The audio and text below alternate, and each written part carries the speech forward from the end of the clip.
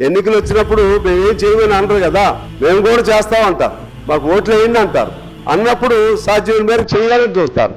వాళ్ళు చేయలేని పరిస్థితి. ఆ ఊబిలో దిగిపోయారు. ఊబి ఎవరు తవ్వారు? అది ఊబి ఎవరు క్రియేట్ చేశారు? పాత ఊబి. ఆ ఊబిలో నుంచి ఇప్పుడు ఎవరూ బయటపడలేరు. మేము కమ్యూనిస్టుల అధికారంలో వచ్చిన మా వాళ్ళు కూడా కాదు. దీన్ని మొత్తం మీద అందుకనే సామెత వచ్చింది, అది సరదాగా అంటూ ఉంటారు, కష్టాల కాలంలో కాంగ్రెస్ అధికారంలోకి వచ్చింది, అధికారం లేకుండా బీఆర్ఎస్ అదృష్టవంతులైన పార్టీగా అయింది. కేసీఆర్ గారు ఇవాళ సంతోషంగా ఉన్నాడు. రేవంత్ రెడ్డి గారు స్ట్రగ్లింగ్. అంటే దీని నుంచి ఈ స్ట్రగుల్లో సక్సెస్ అయ్యి బయటపడితే మాత్రం ఈ విల్ బి ఏ హీరో.